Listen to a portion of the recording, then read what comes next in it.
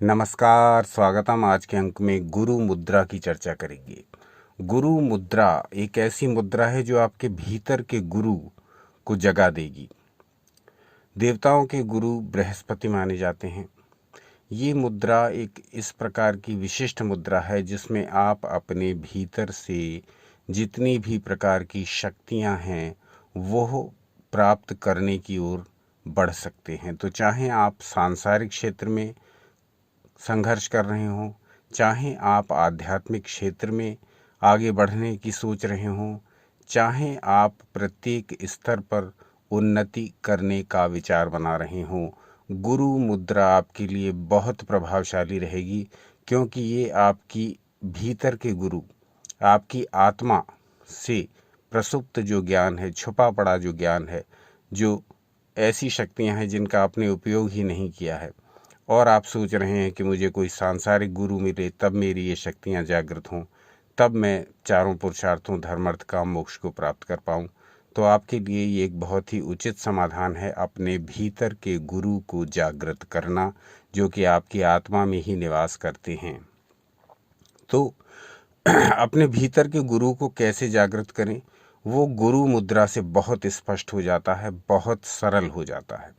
जिन व्यक्तियों को सांसारिक गुरु प्राप्त नहीं हो पाते, वो इस मुद्रा का अभ्यास करें तो उनकी आत्मा ही उन्हें वो ज्ञान प्रदान कराने लगती है जो उन्हें प्रत्येक प्रकार से सफल बनाने के लिए आवश्यक है। तो गुरु मुद्रा का प्रयोग करें, अपनी आत्मा में छुपे हुए रहस्यों को जानें, संसार और अपने संबंधों को जानें और जीवन के चारों पुरुषार्थों को प्राप्त करने का सरलतम मार्ग भीतर से ही आपको प्राप्त होगा। आपने ये तो सुना ही होगा कि हमारी आत्मा हमें समय समय पर निर्देशित करती है और अनुभव भी किया होगा कि जिन कामों को आप करना चाहते हैं या नहीं करना चाहते हैं उसके लिए गाइडेंस भीतर से ही आता है। तो हमारी अपनी आत्मा ही हमारा गुरु है और इस गुरु को जागृत करने के लिए गुरु मुद्रा का प्रयोग करना बड़ा आवश्यक है। तो आ जाते हैं सीधे शास्त्र वाक्यों पर, देखते हैं वहाँ गुरु मुद्रा की विधि की क्या चर्चा की गई है, गुरु मुद्रा के बारे में क्या कहा गया है, और उसके पश्चात हम आपको ये बताएंगे कि ये मुद्रा किस प्रकार से हम लगाएं और इसके क्या क्या लाभ होंगे। तो सीधे आ जाते हैं शास्त्र वाक्य पर, जो आपकी स्क्रीन पर भी प्रदर्शित हो रहा है। यहाँ कहा गया, हस्ताभ्याम शिखरम धृत्वा यज्ञसूत्रस्य दर्शनम ऋषि ब्राह्मण हस्तोऽयं गुरुश्चापि प्रकीर्तितः। यानी यदि यज्ञोपवीत का प्रदर्शन करते हुए दोनों हाथों को शिखर हस्त मुद्रा में अवस्थित किया जाए तो इसे गुरु हस्त, ऋषि हस्त या ब्राह्मण हस्त मुद्रा कहा गया। तो ये जो गुरु मुद्रा है ये 3 नामों से जानी जाती है, ऋषि मुद्रा, गुरु मुद्रा और ब्राह्मण मुद्रा। ब्राह्मण का अर्थ यहाँ विद्वान से है, जाति विशेष से नहीं।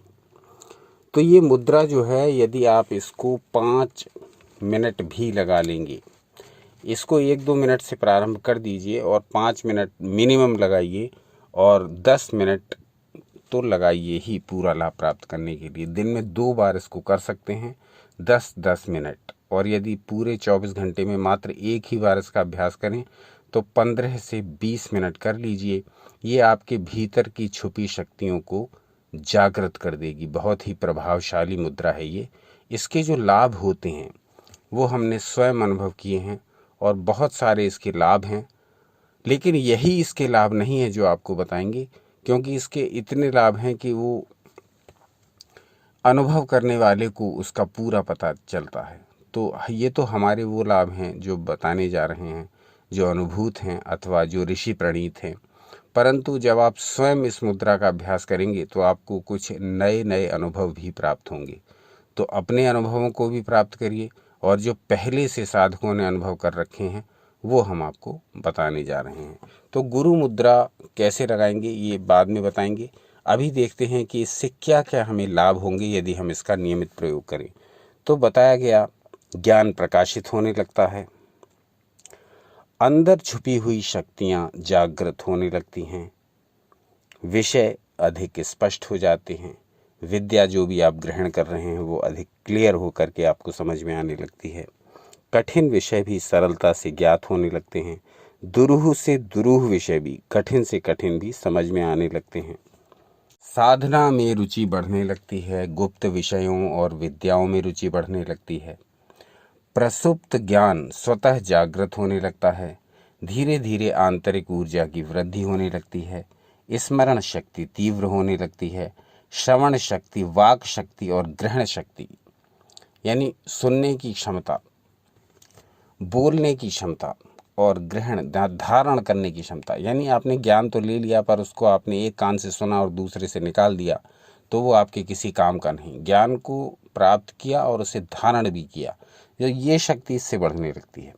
प्रत्येक स्तर पर हमारी चेतना यानी कॉन्शियसनेस का विकास होता है, हमारी एकाग्रता शक्ति यानी हमारी कंसंट्रेशन पावर बढ़ने लगती है, मन की चंचलता, मन के विकार दूर होने लगते हैं, मानसिक स्थिरता, संतोष और ऊर्जा की वृद्धि होने लगती है, प्रवचन देने की कला का विकास होता है। यदि हम बोलने में किसी भी प्रकार की इसका अनुभव करते हैं झिझक का, तो वो दूर होने लगती है, हम स्पष्ट रूप से अपनी बातों को सामने वाले तक पहुंचा पाते हैं। तर्क शक्ति हमारी प्रबल होने लगती है, हर्ष शोक से परे होकर स्पष्ट रूप से अपना लक्ष्य दृष्टिगोचर होने लगता है। ये एक बहुत महत्वपूर्ण इसका पहलू है। हम अपने लक्ष्य को स्पष्ट रूप से प्राप्त करने की दिशा में बढ़ सकते हैं। हमें हर्ष कितना भी हो रहा हो, आनंद कितना भी हमें शोक हो रहा हो, वो हमारे लक्ष्य की प्राप्ति में किसी भी प्रकार की बाधा उत्पन्न नहीं करेगा यदि हम गुरु मुद्रा का नियमित अभ्यास करें।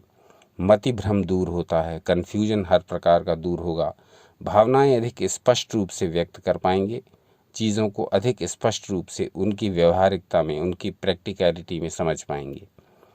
यानी हम अपनी इमोशंस को एक तरफ रख कर के जो वास्तविक ज्ञान है उसको प्राप्त कर पाएंगे। हमारी लेखन की क्षमता का विकास होगा। यदि आप लेखन का अभ्यास करते हैं, लिखने का अभ्यास करते हैं, तो आपकी वाणी में, आपकी जो शब्द हैं उनमें अधिक स्पष्टता आएगी, निखार आएगा। यदि आप अक्षरों को बनाने का अभ्यास करते हैं तो आपकी लिखावट सुंदर होगी और कला का विकास होगा। विचारों की अभिव्यक्ति अधिक कुशलतापूर्वक कर पाएंगे यदि गुरु मुद्रा का नियमित अभ्यास कर रहे हैं। तो 5 से 10 मिनट इसका अभ्यास करिए दिन में 2 बार, और यदि एक ही बार करना चाहते हैं तो 24 घंटे में कम से कम 15 से 20 मिनट इसका अभ्यास अवश्य करें। मॉर्निंग में, इवनिंग में कर सकते हैं, समय का बंधन नहीं है। इसको बनाने की विधि पर आ जाते हैं, बहुत सिंपल है। हाथों को लीजिए, दोनों हाथों की 4 उंगलियां मोड़िए, अंगूठे को खड़ा कर लीजिए, अंगुलियों को बिल्कुल हथेली से, अंगुलियों के अग्रभाग को बिल्कुल हथेली से टच करके रखिए, अंगूठा उठा हुआ। बस बन गई आपकी गुरु मुद्रा। दोनों हाथों को लेकर के दोनों घुटनों पर रख दीजिए। मुद्रा बनाने की विधि वही, क्रम वही जैसा पहले बताते आए हैं। सांसों पर ध्यान दीजिए। जब मन शांत होने लगे तब इसी मुद्राओं को दोनों हाथों से बना करके अपने दोनों घुटनों पर रख दीजिए। किसी भी आसन में बैठ जाइए। आसन न लगा पाते हो तो पालथी मारकर सुखासन में बैठ जाइए। वो भी संभव ना हो तो चेयर पर बैठ जाइए। दोनों हाथ घुटनों पर रख लीजिए। बन गई आपकी गुरु मुद्रा। अभ्यास करिए। जो बताया है वो अनुभव करके देखिए। जो नए अनुभव हों वो शेयर करके देखिए, क्योंकि शेयरिंग इज़ केयरिंग। शेयर करेंगे तो दूसरे नए साधकों को भी लाभ होगा। आज का जो अंक था वो कैसा लगा ये अवश्य बताइए। इस विषय में और कुछ जानना चाहें तो भी बताइए। अपना अमूल्य समय हमें देने के लिए हार्दिक धन्यवाद।